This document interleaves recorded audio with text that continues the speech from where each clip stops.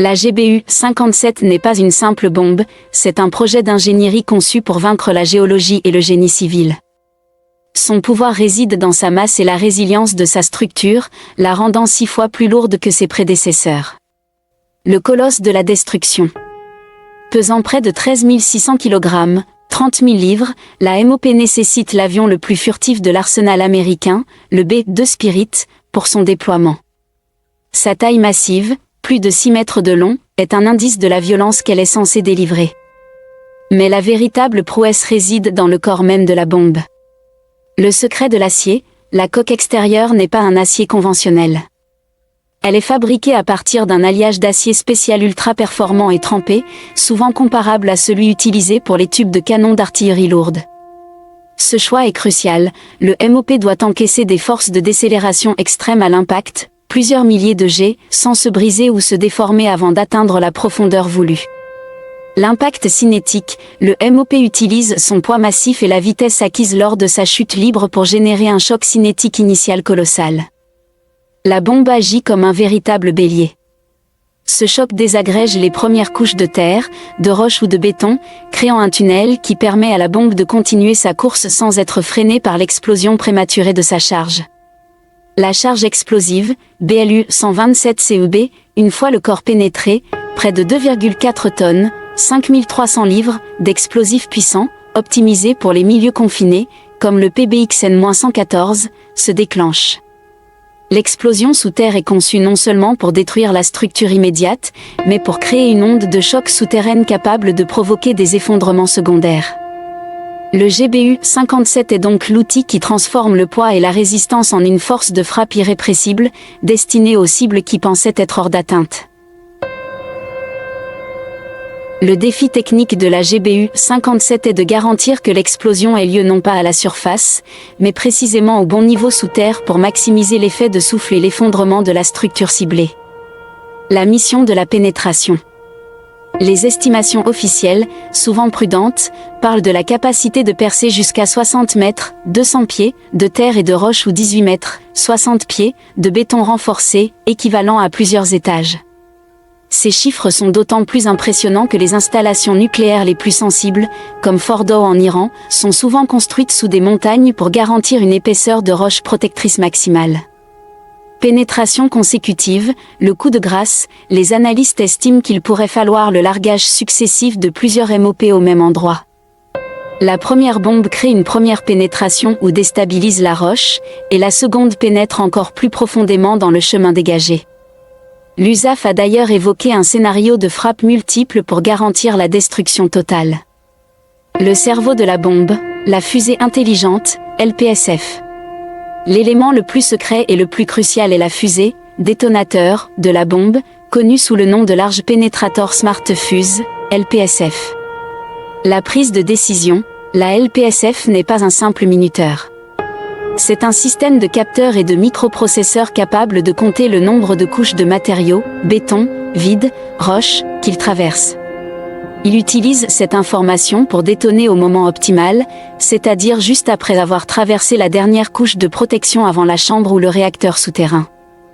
Le mythe de l'incertitude, si l'intelligence sur la profondeur exacte d'une installation est limitée, la LPSF peut être programmée pour détonner à une profondeur prédéterminée, ou utiliser ses capteurs pour maximiser l'effet contre des cibles moins connues, garantissant que la puissance maximale est délivrée là où elle compte le plus. Le déploiement du MOP est une affaire exclusive, ce qui en fait un atout stratégique rare et précieux, symbolisant la capacité américaine à frapper n'importe où sans préavis. Le messager de la destruction, le B-2 Spirit. En raison de ses dimensions et de son poids extrême, seul le bombardier furtif Northrop B-2 Spirit est actuellement configuré pour larguer la GBU-57. Le facteur furtif, la combinaison du B-2 et du MOP est l'essence de la doctrine de frappe chirurgicale à longue portée. Le B-2 peut pénétrer l'espace aérien ennemi sans être détecté, traverser les défenses les plus denses, et délivrer avec précision le MOP sur une cible que les avions conventionnels ne pourraient jamais approcher. Le compte restreint, le B-2 ne peut emporter que 2 GBU-57 par mission. Cette faible capacité d'emport souligne la rareté et la valeur de cette arme. La future plateforme furtive B-21 Raider est également destinée à transporter cette munition, assurant la pérennité de cette capacité. Le rôle géopolitique, l'alternative à l'arme nucléaire. Le MOP a été développé spécifiquement pour répondre aux installations souterraines de pays comme l'Iran et la Corée du Nord, qui cherchent à protéger leurs programmes d'armes de destruction massive. Le seuil nucléaire, l'existence du GBU-57 permet aux États-Unis de disposer d'une option de frappe conventionnelle crédible contre ces cibles. Sans elle, la seule garantie de destruction d'un bunker très profond pourrait être une arme nucléaire tactique, franchissant un seuil de guerre que la communauté internationale veut éviter à tout prix.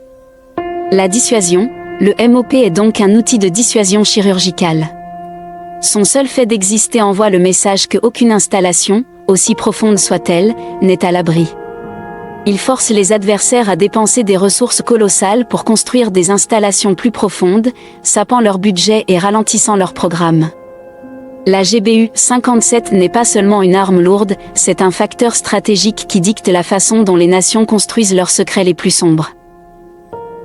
L'histoire opérationnelle de la GBU-57 MOP est l'une des plus fascinantes de l'arsenal moderne.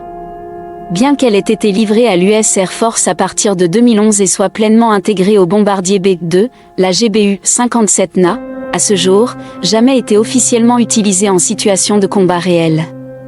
Son rôle est resté celui d'une arme de dissuasion par excellence. Les moments clés de son utilisation, test et intégration. L'utilisation du MOP est documentée par ses phases d'essai, conçues pour prouver sa capacité et sa fiabilité aux yeux du monde et des adversaires. 2007, le premier test, la naissance du mythe. La bombe a été testée pour la première fois en 2007. Ces tests initiaux étaient cruciaux non seulement pour valider la pénétration de la coque, mais aussi le fonctionnement de la fusée intelligente LPSF, assurant que la bombe explosait après la pénétration et non au contact de la surface.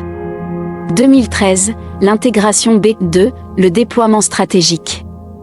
Après des tests initiaux, y compris l'utilisation temporaire d'un B-52 pour les essais en vol, le MOP a été officiellement intégré au bombardier furtif B-2 Spirit.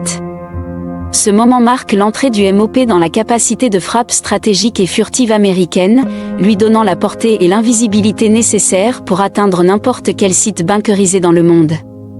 Mission d'entraînement, les bombardiers B-2 stationnés à Whiteman Air Force Base, Missouri, participent régulièrement à des exercices, déploiements en Europe ou dans le Pacifique, où le MOP est mis en scène ou mentionné, soulignant que l'arme est disponible et que les équipages sont formés à son emploi. La dissuasion géopolitique, l'arme du non-lancement. Le rôle le plus important du MOP se joue sur la scène géopolitique, comme une menace crédible qui influe sur la prise de décision ennemie. Contre l'Iran, Fordow, le MOP a été explicitement modernisé en réponse aux installations d'enrichissement nucléaire iraniennes.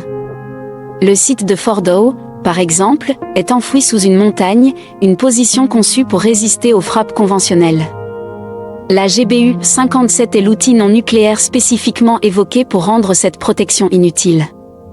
Sa présence dans l'arsenal américain est un facteur de négociation constant, signalant que l'option militaire pour détruire l'installation est sur la table. Contre la Corée du Nord, la Corée du Nord a également construit un vaste réseau d'installations souterraines.